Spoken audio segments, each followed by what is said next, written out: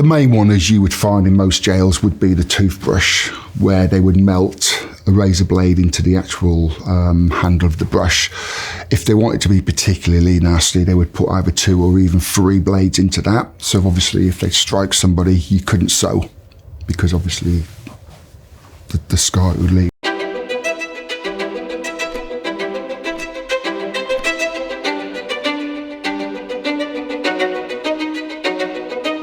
When you were younger, did you have any ideas about what you wanted to do when you grew up? My grandfather was alive. He used to take me walking around Leeds prison. And I remember, I was probably about 7 or 8 years of age, looking up at this building and this huge wall, thinking, I wonder what it's like in there. Believe it or not, 20 odd years later, I'd actually be working in a similar place. But I always remember that time when we used to walk around and he would tell me, he was on a jury service once when he was a lot younger himself, and just amazing, right? I ended up working there, or in that sort of environment, let's say. What did you, as that young boy, looking at those walls, what did you imagine was going on? Oh, it was, you thought prisoners were monsters and they had horns and they were just very, very bad people and not the normal run-of-the-mill you and me, which is what they are, to be honest with you. Teenage years, I did go off the rails slightly. I became a goth. So it was a case of going out and dyeing my hair different colours and growing it long, which my father absolutely hated. He was very disciplined and down the line.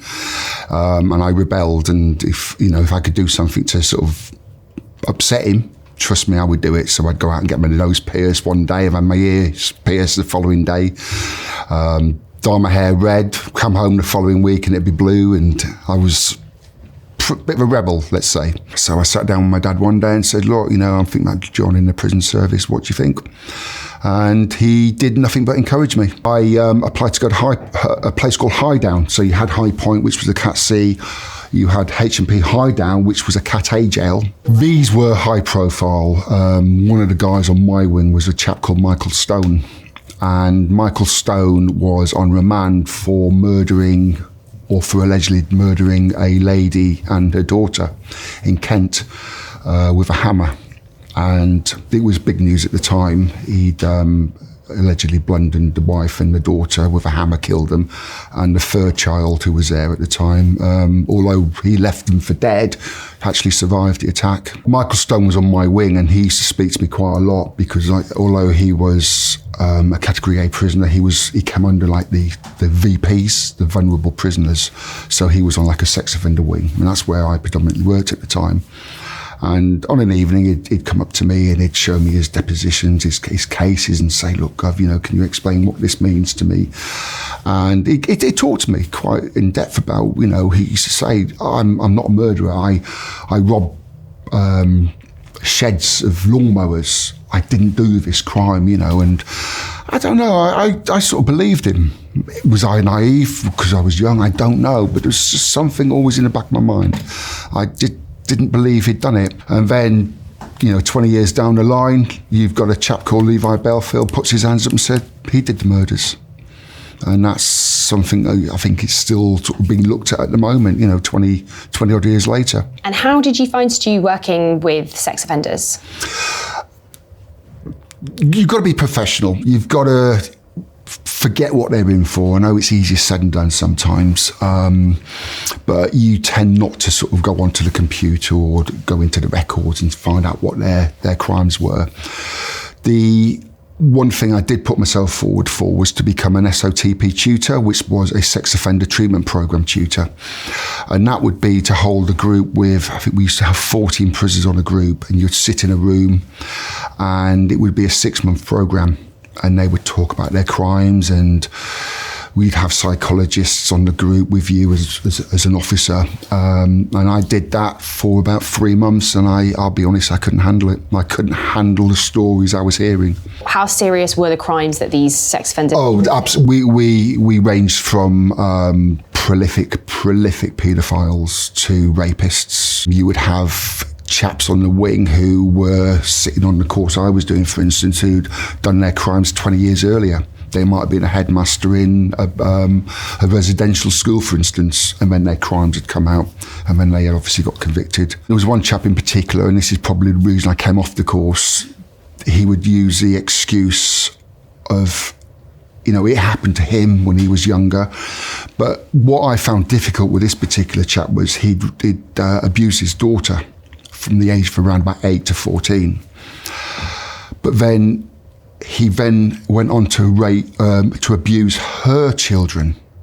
And that's what I couldn't get my head around. You've been abused by your father for 6 years, yet you've then grown up, had children yourself, and left him in the care of him, your children in the care of him. And he's gone on to abuse them. And I just couldn't get my head around it. When I applied to go on the course, I had no children. By the time the process had gone through and I'd done my sort of selection and training and gone back and started on a course, I actually then had a son.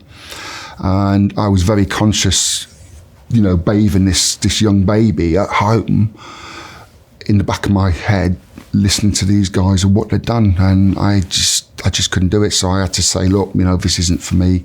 I came off the course. The rest of the prison, the rest of your colleagues in the jail, they didn't understand. And you'd come in some days, you'll be dragging your feet. You weren't looking forward to your day ahead, and people couldn't understand it. And I used to say, unless you do this course and sit there, you won't understand how it feels. And then from High Point, where did you go next in your career? From there, I moved to Swaleside, which was on the Isle of Sheppey. Now, Swaleside was a Category B training jail, so it was long-termers. And a lot of the guys in Swaleside had come down from the Cat A dispersals, so your likes of your Long Lartons, your Full Suttons, your Whitemoors. If you were in Swaleside and you weren't doing 20 years plus, you were a nobody. That was the length of sentences these guys were doing in that sort of jail. It was totally different to Highdown. The prisoners ran the jail. It would be a calm prison to work in, but when we had an incident, you knew about it. It was one of those prisons. It'd be fine for months on end, and then bang, something would happen and it would go off. One day I went on duty. I was doing a 12-hour shift, so my shift started at 7:30 and it was finishing around about 9 o'clock at night. We were down in a surgery area, which was like the lower floor of the segregation unit. And I remember one of the chaps saying, "Can you smell burning?" So straight away we've gone along the landing, we're opening cell flaps to make sure, there was no fires going on. And there was a fire in a cell. So obviously then you call fire, you get into control, you get the fire hose, you put it through what we used to call the inundation hole, which was a hole in the door, which you put a special key in, you turn it, you put the hose in, you put the fire out. So we found the fire, we put it out, then the guy in the cell decided he wasn't going to comply with any instructions. So then the SO on the wing would say, "Right guys, get upstairs, get kitted up." By that, he means put overalls on, put your boots on, put your shin pads on, your helmet, get your shield. We're going to go in and we're going to take this guy out the cell. We went in there. We ended up having to drag him out because he wouldn't comply. He got put in a special cell, which was like a cell within a cell, like a strong box, as we call it. So he got moved into the strong box, and then as practice, you would keep an eye on them for certainly half an hour to make sure they were fine. He went on a dirty protest. So it's not even 9 o'clock in the morning and I've had a fire, I've had a restraint, and now I'm dealing with a guy who's on a dirty protest, and I've got another, 12 hours of my shift to go. Most people wouldn't deal with that in a lifetime, and I was dealing with that within an hour of work. When we had violence in Swaleside, it was serious violence. You would have guys who would be assaulted with, because they had their own cooking facilities, although believe it or not, we wouldn't give them knives. So they wouldn't be allowed to cook their chicken with knives. So they would use tin lids. So you'd have a tin lid, which obviously is going to have a jagged edge around it. And that would be a perfect weapon. You fold it in half, you've got a nice little weapon on you. I remember a guy, he was in the kitchen, he was cooking some food, he was taking longer than I suppose the other guy, he wanted to get in there and cook his dinner, whatever he was going to do. A fight broke out and he ended up trying to cut him across the throat with a glass bottle.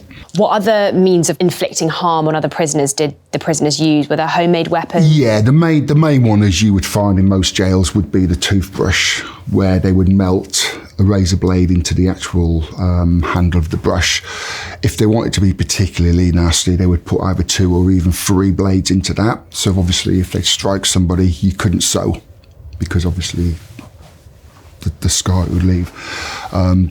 That was quite a regular find you would find in the jail. We had a metal workshop, so guys who worked in a metal workshop would come, obviously sneak back, although they were, I don't know how they did it, because obviously there was security scanners that they went through, or going through a metal detector coming out of the workshops, rubbed down, searched, but they would have bits of metal, and obviously they'd fashion them into knives. And in the security department, you would have we call it the Black Museum. It was a big shadow board with all the weapons they'd found. There was handguns made out of soap, or replica handguns made out of soap, painted black with, say, boot polish. In real life, you wouldn't know if it was a replica or it was real. Tin of tuna in a sock, a snooker ball in a sock. Anything would be used, And did you ever come close to having any kind of harm inflicted on you?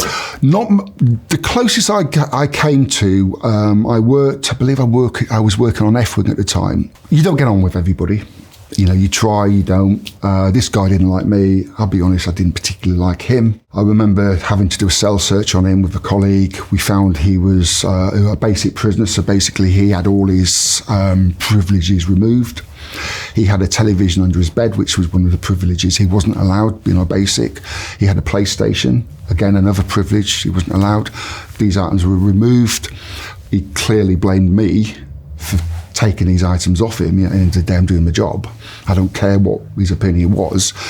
I had one of the survey workers come up to me, and he said, "Mr. Taylor, watch yourself. That guy's got it in for you." He said he's going to stab you. They went into his cell. This is a few days later, after me searching him and finding the PlayStation and the TV. They went in and searched him again, and they found a knife, a fashion knife on him. So yeah, if it was true he was going to do me, I don't know, but I certainly think at the back of my mind there was a very good possibility that could have happened, because of the rapport I had on with the cleaners and the survey workers and the prisoners in general.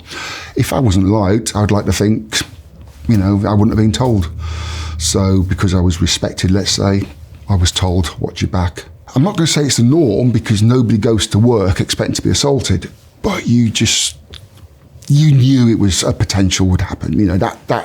That could happen to you at any point. You couldn't let them know. You don't get me wrong, sometimes you thought, oh my God, but you have to stand your ground. I've always said the day I backed down to a prisoner would be the day I walked to the gate, dropped my keys off, and I never went back.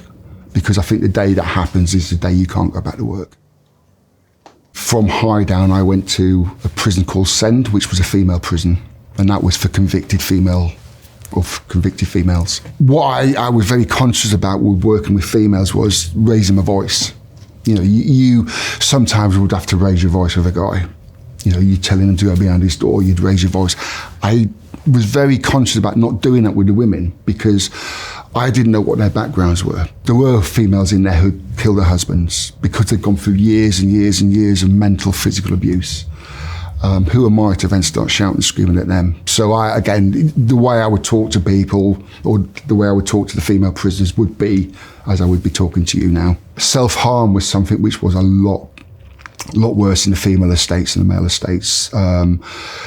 It was quite normal for a woman just to get a no answer, to go to a cell, get a razor blade and just slice her arm open. And that happened quite regularly. And did you look after any high-profile female prisoners? I did. When I think about who was the worst prisoner I've ever come across, I would probably say it was a female prisoner. And her name was a lady called Eunice Spry. Her offence was abusing her foster children for years upon years upon years.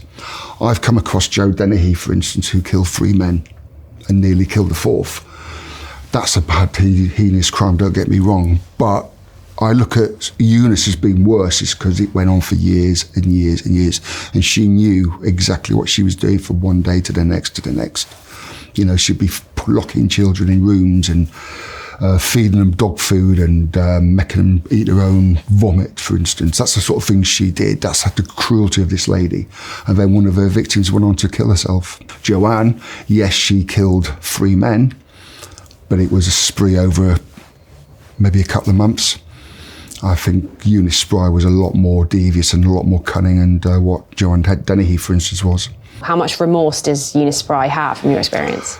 I felt she had none, if I'm honest with you. I didn't discuss her crime, obviously, with her, but I just didn't feel she had any remorse for what she'd done. Absolutely none at all. I think the only thing she was dwelling in was a self-pity of being in prison. I think that's all she was bothered about. Where did you go next in your career? So I actually applied to a jail called Bronzefield, which is run by a company called Sodexo. And that was in Ashford in Middlesex, so not far from Heathrow Airport. That's where I came across Joanna Dennehy. She'd been there for, I believe, around about 4 years. She spent 2 years in there in solitary confinement in a segregation unit. And the only time she would come out of her cell would be a couple of times a week. She'd go down to the gymnasium. And what they wanted to do with Joanne was to try and integrate her back onto normal location, as we would call it. So I think it was twice a week, and an evening they would take her up to one of the wings where she would be supervised by a member of staff, and she'd spend an hour, maybe an hour and a half on the wing, and then she'd go back down to the segregation unit. The reason she was in the segregation unit was she had come up with a plan to take a member of staff hostage, kill that member of staff, take off their finger, and because a lot of the gates in Bronzefield were biometric, she thought with that finger she could actually get out of the prison. And they found a quite sophisticated escape plan in her cell, which is the reason why she was moved down to segregation. She was, again, somebody where you wouldn't turn your back on. She would be as nice as pie to you, talking to you as we would be talking now. Not an issue, but she had certainly had the potential to be, victim number 4, 5, 6, you name it. She was a very cunning lady. So I was in Wandsworth for the final 5 years of my prison service career. I moved on to A Wing, and on A Wing, I came across Digga D. He was, obviously, people know him as a rap artist. Very, very polite prisoner. Never had an issue with anybody as far as I was concerned, staff-wise that is. But because he came from a gang, and Wandsworth at the moment is predominantly, there's a lot of gangs in Wandsworth, he was a big target for a lot of the gangs. So we had to ensure that when Digga D came out of his cell, he was coming out with the right people who weren't involved in gangs, or if they were involved with gangs, it wasn't gangs which had issues with the gang he would be in, let's say. But Digga D was not an issue. While he was on E-Wing, when he first came into the prison, he was attacked on the exercise yard and somebody tried to stab him in the eye with a pen. And I believe he's got a scar in one of his, side of his face from when this pen had actually penetrated. What are the creative ways that prisoners end up bringing drugs and other contraband into prisons? Contraband's always been an issue. Ever since I joined. I can remember the first jail, Grendon, I worked in. I know there was a member of staff was caught bringing, I think it was drugs into the jail. It's always happened in every jail I've worked in. I would say now, the problem is massive. It is massive. You've got drones these days. I mean, I've had guys tell me that they've been on night duty at Wandsworth and it's like Gatwick Airport with the amount of drones whizzing around the jail. You've got obviously visitors bringing drugs in. You've got dead rats, dead pigeons, tennis balls, oranges, apples been thrown over the wall with drugs in.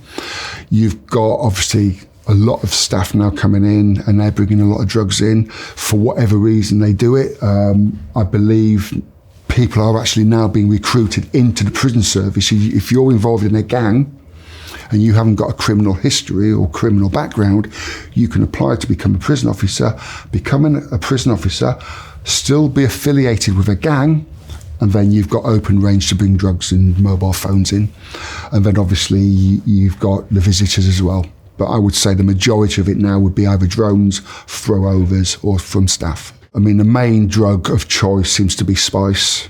That is so easy to bring in, where you can spray spice onto paper. I mean, we went through a stage in Wandsworth for, I think it was about a 4-month period, where every bit of correspondence was photocopied and the prisoner would get the photocopy. I don't know if it was because of the costs, but that doesn't happen anymore. But letters would come in, you wouldn't know if it had been sprayed with spice. An A4 sheet of paper could be worth hundreds of pounds. Another issue now is because there's now a ban on smoking within jail. A 30-gram pack of tobacco could be worth £500. A single roll-up could be worth £50. A lighter could be worth £20. How common or rife is corruption within the prison officers? It is bad at the moment. It's probably the worst I've ever known it to be. And one of them I actually work with, I wouldn't believe in a million years she would be involved in it. And she would be if I was short of a member of staff, to say, for instance, I was short in the evening and I needed a member of staff, I would always say to this person, would you fancy doing a bit of overtime? And she would always say yes. Obviously now I know why. Because obviously in the evenings there's less members of staff on the wing. And she got caught. How did she get caught? I believe she brought a takeaway in, actually. She got caught bringing in a McDonald's or a Kentucky Fried Chicken for a prisoner. He got caught with it. When they checked the CCTV, they obviously found her bringing it in. She got suspended. She was then seen in Highdown prison visiting this prisoner, because he obviously got then shipped out of Wandsworth, got moved to Highdown, and she was actually seen visiting him in the prison. And I've always said to people, if you're going to be stupid enough to do it, as much as you think you're going to get away with it, you will always get caught in the end. If a prisoner's got a member of staff dealing for them on the outside, they're going to end up telling somebody. That person will end up probably telling somebody else. There might be a bit of jealousy. That person's always going to end up getting caught because somebody's going to grass them up. And then why did you decide to leave the prison service? I was forced to leave, basically. In the beginning of around about 2021, I was getting a lot of pain in my hands. I was getting a lot of problems with my knees, my shoulders, my elbows. I ended up having to go to my doctor. And I was diagnosed with rheumatoid arthritis. But because of the job itself, now the dynamics of the job, it wasn't safe for me. It certainly wasn't safe for my colleagues. So I made the very, very difficult decision that I had to give it up and leave. And how long had you been in the prison service for? So 24 years experience in total. What was life like adjusting to? Very, very hard. Very, very difficult. I've been out of service now probably 2 years, just over 2 years. And I'm only, I'm only now getting used to being at home every day. And what did you love about being a prison officer? I was just proud to wear that uniform. I was very proud to wear that uniform. And being that little kid again, walking around that wall at the age of 7 years of age, just to actually get there and do it. And I'll be honest, I blow my own trumpet. I was good at my job. I would always say that. I knew what I was doing. I was good at my job. I got a lot of respect off the prisoners. I got a lot of respect off my colleagues.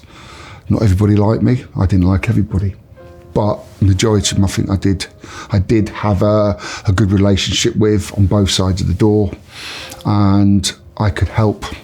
And that's what I enjoyed most, the helping.